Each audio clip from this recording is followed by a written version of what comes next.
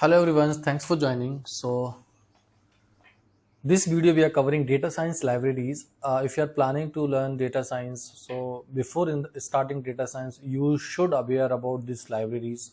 These are the one of the most important libraries that we do use in day-to-day activity. First of all, you should understand what is the libraries.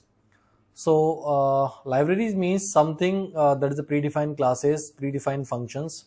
We have to use them, we have to call them. Right. So one way we can write every logic. We do write code for every logics. And second way we can use the predefined functions that is created already by the Python. So there is a Python ecosystem having some data science libraries. If you are planning to start your journey with the data science, you must aware about this library. Without that, you cannot work with this data science. Right. So what are the libraries?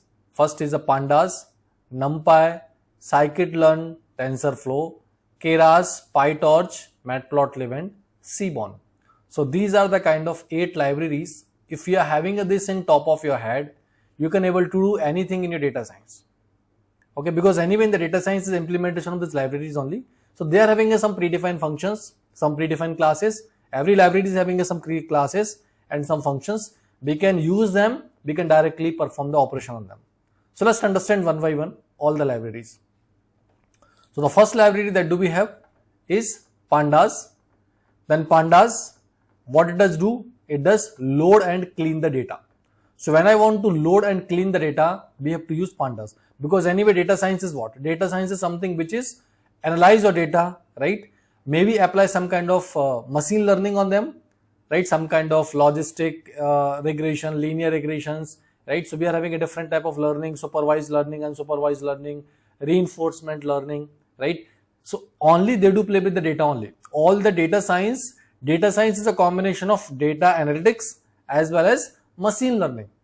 That is the complete stack of the data science, right? So real-time use flow, how the libraries work together, that we have to understand. So here you can see the CSV file. First we have a CSV file on that having some data. That data will be read by the Pandas. Then what Pandas did? Pandas will directly provide to the NumPy. So NumPy will create some kind of arrays or perform some kind of machine learning operation on them. That do we look like, for example, I want to calculate some mean, median, or suppose I want to perform some kind of any calculation. So NumPy is used for the mathematical operation. Then we do use Scikit-learn. So Scikit is used for apply machine learning algorithm, like for example, a linear regression, logistic regression. So these are the part of machine learning only, right? Then it will use the TensorFlow. So TensorFlow is used for the deep learning. Deep learning means if you are talking about the neural network, right? So that is a complete flow. First CSV will read by the Pandas, then Pandas will pass data to the NumPy, NumPy data will pass to the Scikit-learn, Scikit-learn will pass to the TensorFlow, and then typically ML pipeline we do have. So if someone will ask how the like ML pipeline does work, so we can explain that way, that in data science that ML pipeline does work.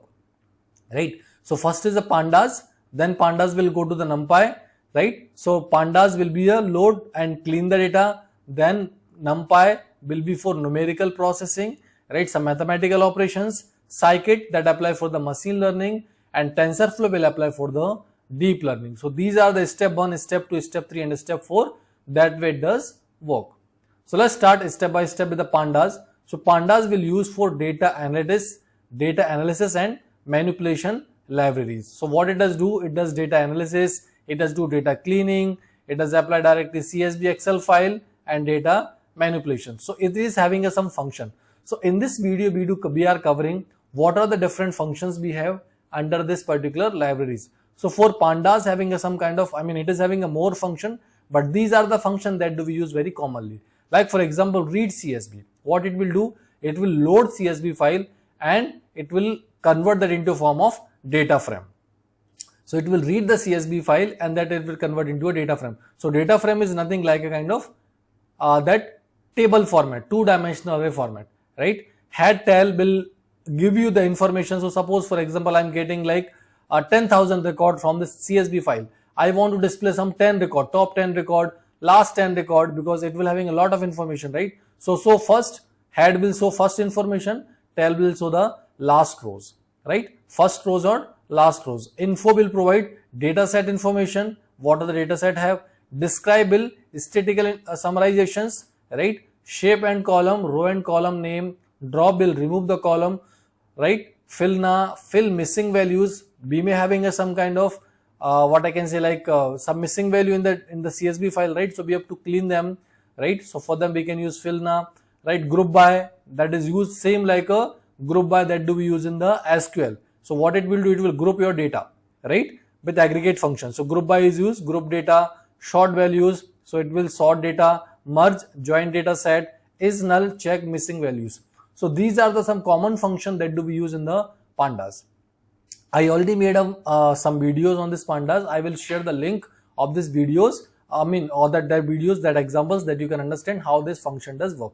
So here we are simply understanding the purpose of the libraries and what are the functions present inside this particular libraries, right? Like for example, so normally first all the libraries we have to import. So import pandas as PD. So what it will do, it will read the student.csv, on that having some kind of record, 10 record, thousands record, 2000 records, 1 lakh record.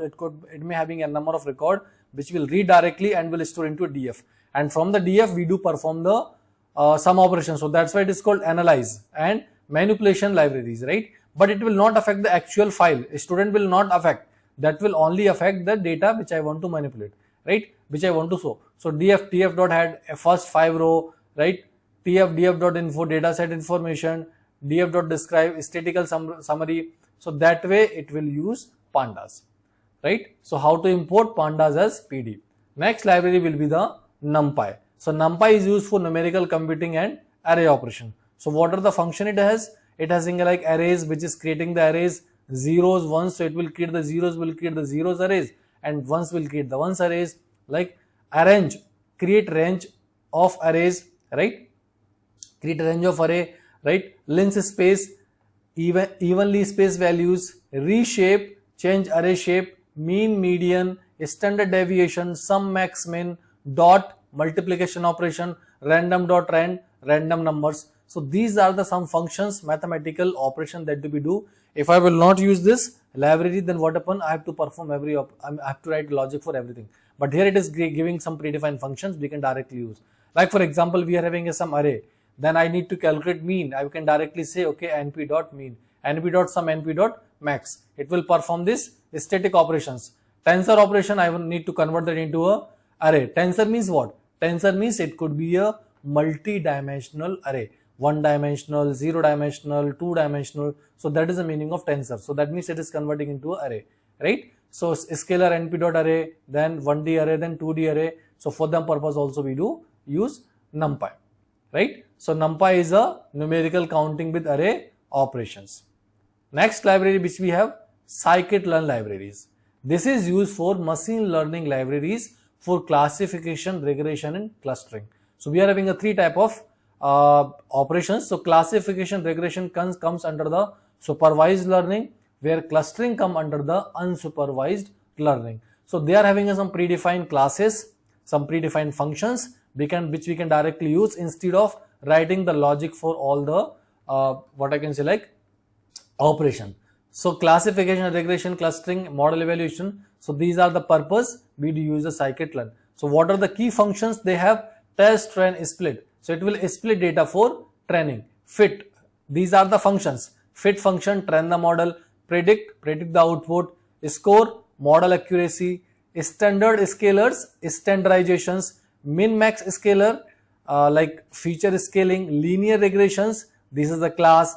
So whichever you are saying that is starting with the capital, like standard scalars, min max scalar, linear regression, logistic regression, they all are the classes. And whichever you are seeing with the small letters, they are like functions. So that way we can understand. So class is having a different purpose and function is also having a different purpose, right? So accuracy score, calculate the accuracy, confusion matrix, model evaluations, cross-val score, cross validations. So these are the different functions that are classes that we can use. Like for example, here we are importing scikit libraries. One is a linear regression and second one is a train test split. So what we are taking 2 arrays, np.arrays, that is a 2-dimensional array, and here also it is a like 1-dimensional array. So we want to perform some operations. So here we are having x train, x test, by train and by test. So we are using train test split, which are taking a variable x comma y comma test size equal to 0.02, right? So here it is using model linear regressions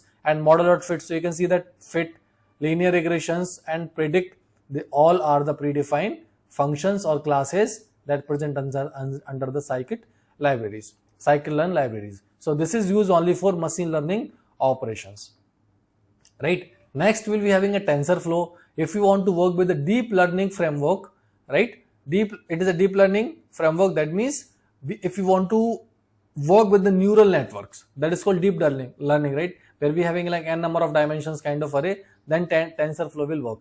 That is developed by the Google. So there is a two more library that is work for this deep learning that we do discuss. After that only Keras and PyTorch.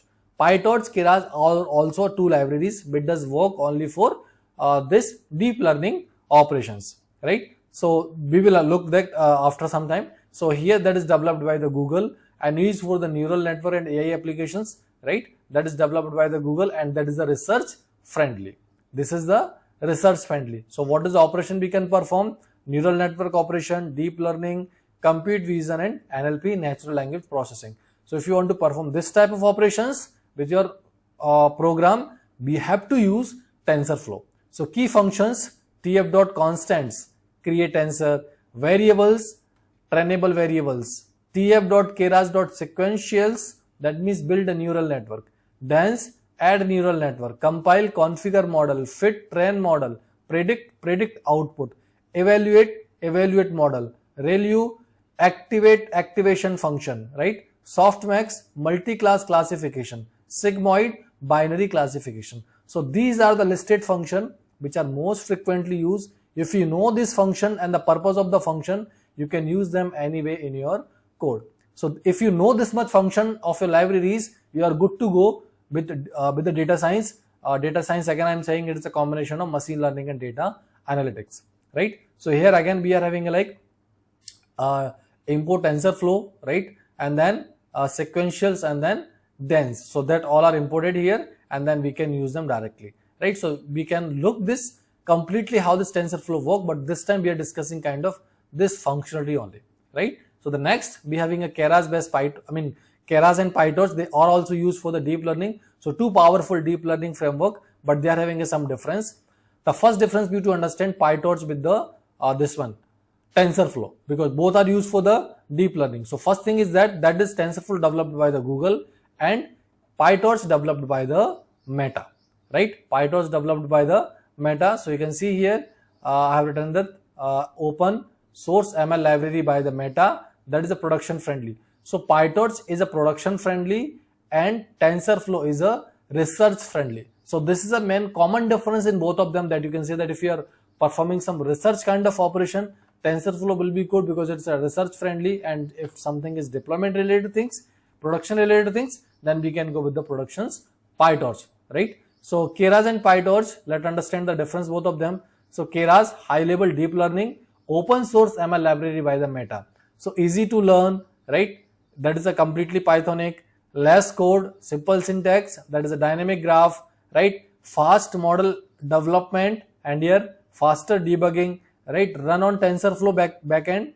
So it is Keras can be run the TensorFlow backend and that is use GPU acceleration support, right? That we discuss what is the GPU later on. So these are having some differences and having some function like Keras having a sequential, dense, compile, fit, predict. So that is sequential creating the model. So these are the classes and function, right? If you're saying something in a capital letter, that is a class, and if it is a small, that means it is a function. Like PyTorch also in a tensor, like create that tensor only like mm.linear, forward, backward, optim.steps. So that is the kind of difference between Keras and PyTorch. So that is also used for deep learning. So deep learning is nothing like a performing operation over the neural network. So if you want to perform operation over the neural network, we have to use TensorFlow, we have to use Keras or PyTorch, right? Next we having a Matplotlib and Seaborn, that is used if you want to represent it in the form of graph. That means data visualization. You want to visualize, you want to display them in the form of graph, then we have to use Matplotlib and Seaborn. So data visualization libraries, low level control based beautiful statics plots, right? So these are the features Matplotlib and Seaborn. Label, low level, that is having a high level, right? Because Seaborn work on the top of the Matplotlib only. So it is having some advanced functions. That also be to look. Complexity, more coding needed, less coding needed, right? Required. Visual style, basic function, and are attractive with polished some kind of functions. So that means Seaborn is having some advanced, Matplotlib having some basics level kind of graph. If you want to make them more, I can say like beautiful, then we can go with the Seaborn, right? So use Matplotlib when need full customization control, complex or custom plots, low level chart building something. Use Seaborn need beautiful statics, charts, less code, faster development, or head maps like pair plots, box plots. So these are the use of Matplotlib and Seaborn, right? So quick summary, Pandas is used for data, it will use data analytics, NumPy will use for numerical computing, Scikit used for machine learning, and TensorFlow used for deep learning, right? Then here we are having a data frame series, CSV, Excel, data cleaning, right? All we are doing through the merge join operation. So Pandas work like a SQL, right? So in SQL also, whenever we will having a data, right, from the multiple files, we want to join them, we want to aggregate them, right? We want to filter them. All operation can perform with the Pandas. NumPy will be for numerical operations. Scikit is for machine learning operation. I want to perform linear regression, right? Or logistic regressions, or like clusterings kind of them, that is having a predefined functions, right? Cross validation. TensorFlow for deep learning, working with the Keras, high level APIs, neural network layer, GPU acceleration, model save, load, production, and deployment. So these are the bit understanding of this, all the libraries: Pandas, NumPy, Scikit, TensorFlow, Keras, PyTorch, Matplotlib, and Seaborn. If you are thinking to start your to start your career with your data science, you must know these all the libraries, because without them you cannot complete your data science. So this is kind of beginning.